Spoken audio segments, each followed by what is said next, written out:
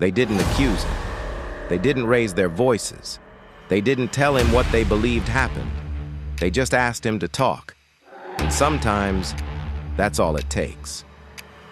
In the early hours of a cold morning, police were called to a quiet residential home. Inside, a woman had been killed. There were no signs of forced entry, no broken windows, no evidence of a struggle. Nothing was missing. The house looked untouched, except for one room. Investigators quickly realized something unsettling. Whoever committed the crime didn't rush. They moved through the house with confidence, as if they already knew where everything was. Days passed with no witnesses, no usable DNA, no surveillance footage. The case stalled, until one name appeared, not because of evidence, but because of proximity: Russell Williams. On paper, he didn't fit. He was polite, soft-spoken, highly disciplined. He had no criminal record, no known history of violence. Detectives didn't bring him in as a suspect. They brought him in to talk. The interview room was quiet. No pressure, no confrontation, just questions. Walk us through your day. Tell us where you were. What do you remember about the house? Williams answered carefully. Too carefully. He paused before simple questions, corrected himself mid-sentence, offered details no one asked for. At first, it meant nothing, until it did. A detective casually referenced a small detail from the crime scene, something never shared with the public: the layout of the room, the limited space. Without hesitation, Williams responded, "That would have been difficult in that space." The words landed heavily.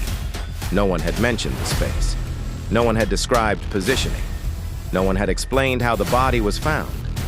Yet he spoke as if he'd seen it. The room went silent.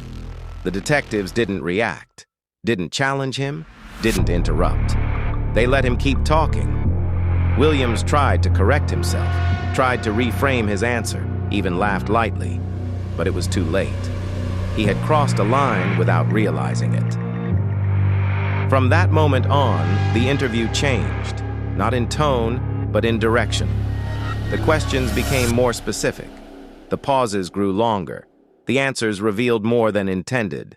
There was no shouting, no dramatic breakdown. Just a man slowly understanding that he had exposed something he couldn't take back. Knowledge. Because innocent people don't explain what they've never seen. They don't comment on details they were never told. They don't speak from the inside of a crime scene. Russell Williams would later confess. But the most revealing moment wasn't the confession itself. It was the mistake, the quiet sentence, the accidental insight, the belief that he was in control of the conversation. And that's what makes interviews like this so unsettling. Not force, not fear, but silence.